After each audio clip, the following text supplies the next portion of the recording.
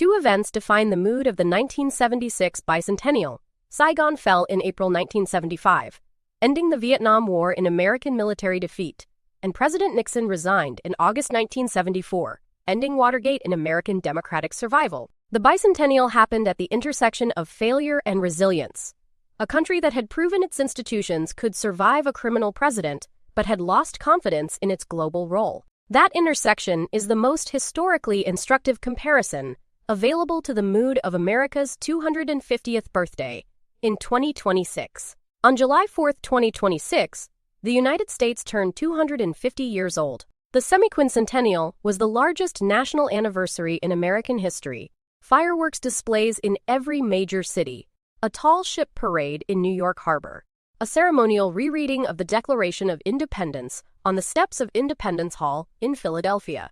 All of this occurred in a country with approximately 15% congressional approval, the highest measured political polarization since the Civil War era, and an active cultural dispute over whose founding story is being celebrated. The birthday party and the political crisis are not separate stories.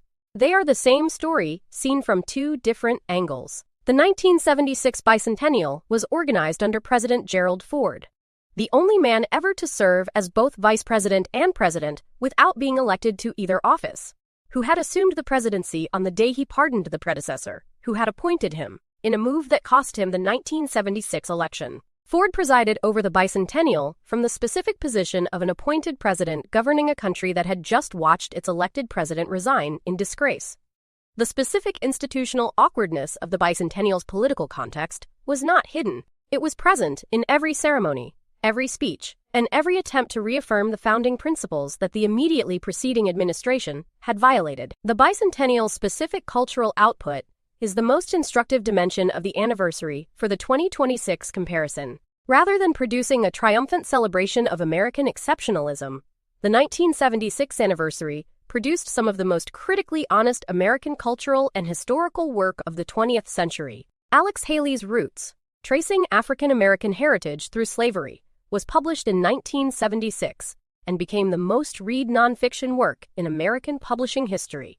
The American Freedom Train toured the country, showing both American achievements and American failures. The specific cultural mood, a country that had been forced by Watergate and Vietnam to look honestly at itself, and that used its birthday to continue that examination rather than retreat from it. The specific historiographical battle that defines the 2026 Semiquincentennial, and that has no equivalent in the 1976 Bicentennial, is the formal organized, politically charged dispute between two competing frameworks for understanding the American founding. The 1776 Commission, established by executive order in 2020, argued that American founding principles represent a timeless universal achievement whose primary story is liberty and self-governance. The 1619 Project, launched by the New York Times in 2019, argued that American history's foundational event is the arrival of enslaved Africans in Virginia, and that the founding's primary story cannot be honestly told without placing slavery at its center.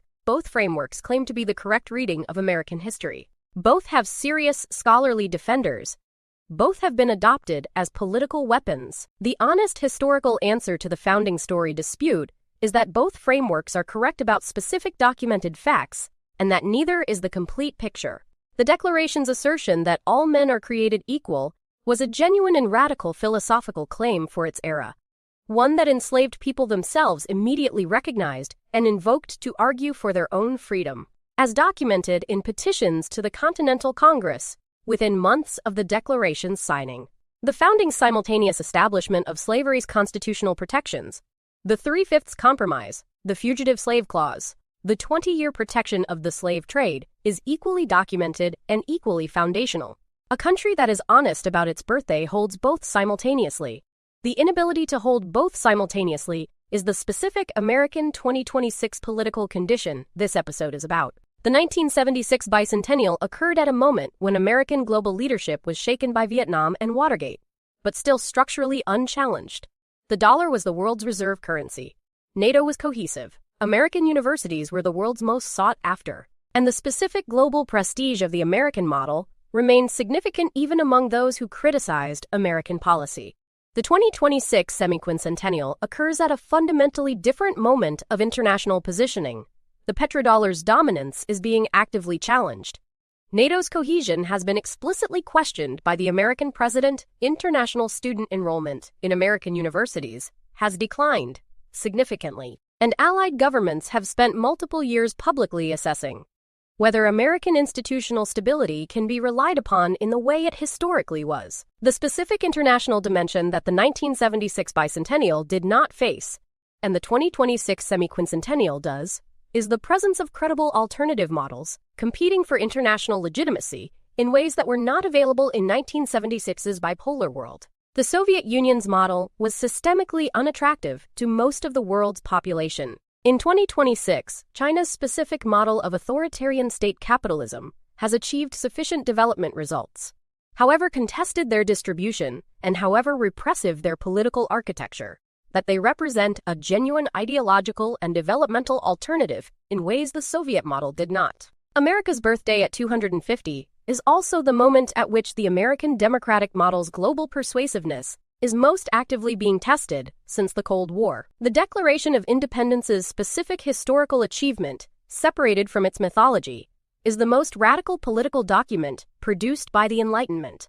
The claim that legitimate government derives its authority from the consent of the governed, not from divine right, hereditary succession, or military power, was genuinely revolutionary in 1776 and remained genuinely revolutionary for most of the subsequent 2 centuries in most of the world. The document's specific influence, the French Declaration of the Rights of Man and Citizen, the Haitian Declaration of Independence, the Vietnamese Declaration of Independence of 1945, which Ho Chi Minh deliberately quoted, and the UN Universal Declaration of Human Rights all trace specific intellectual debts to the 1776 Declaration. The ideas were real. The achievement was real. The gap between the ideas and the reality was also real. The Declaration's specific unfulfilled promise, the one that has organized every significant American political movement from the abolitionists through the suffragists, through the civil rights movement, through the contemporary democracy reform debates, is the gap between all men are created equal as an aspiration and the specific legal, economic, and social structures that have historically prevented its realization for specific populations. Frederick Douglass's 4th of July speech in 1852 is the most consequential single document in this tradition. What, to the American slave, is your 4th of July? He asked, and answered that it was a day that revealed with particular clarity the hypocrisy of celebrating liberty while practicing slavery. That specific question has been reformulated at every founding anniversary since. At 250, it is still being asked. Germany's post-war confrontation with its own history provides the most instructive international comparison for what honest national anniversary practice looks like. Germany did not wait for a specific anniversary to begin examining the Nazi period. It built systematic historical education, official remembrance, and legal accountability into its civic architecture from the 1960s onward, producing the specific national practice of Erinnerungskultur, or memory culture. That is now studied internationally as a model of how democracies can confront historical atrocity without dissolving national identity. Germany's success is not that it destroyed German national pride. It is that it rebuilt national identity on the specific foundation of honest historical reckoning, rather than on the avoidance of it. The United States does not face an equivalent historical atrocity in its own territory in the 20th century.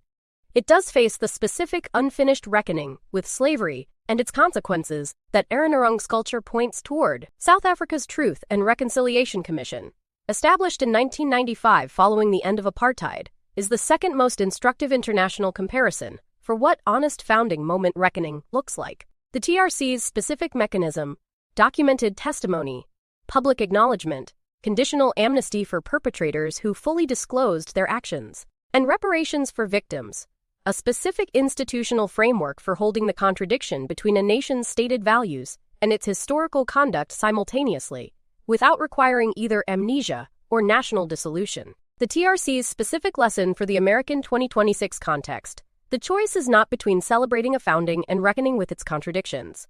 A democracy can do both simultaneously.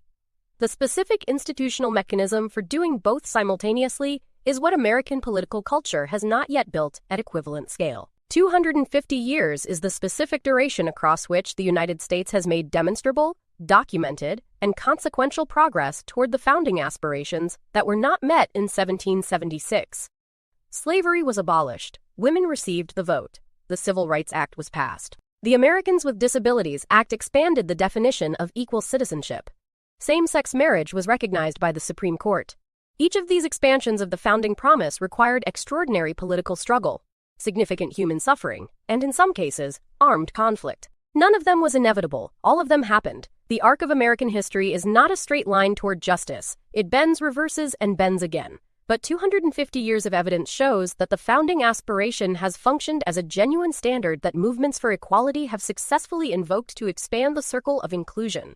That is a real achievement. The most patriotic thing a democracy can do on its birthday is ask whether it is living up to the ideals it is celebrating, not as an act of self-destruction, but as the specific democratic practice that distinguishes a republic from an empire. Empires celebrate their power. Republics examine their promises. The Bicentennial's most honest legacy is not the fireworks or the tall ships.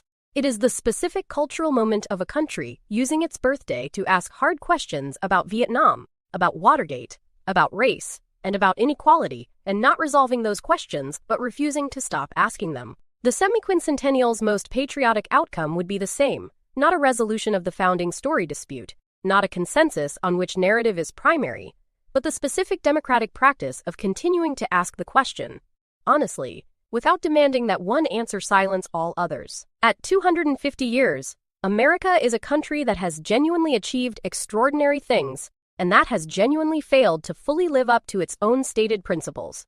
And that is still, in 2026, arguing about which of those truths should be primary. The 1976 Bicentennial's specific lesson, imperfect, incomplete, but instructive, is that anniversaries are most useful not when they produce consensus, but when they create space for honest disagreement conducted within shared democratic norms. The space for honest disagreement conducted within shared democratic norms is precisely what the 2026 political condition has most eroded. The birthday is not the problem. The erosion of that space is. Whether the birthday can help restore it, even slightly, even temporarily, is the specific hope the anniversary represents. 250 years, one declaration. The founding aspiration that enslaved people immediately invoked to argue for their own freedom. The 3/5 compromise in the same founding document.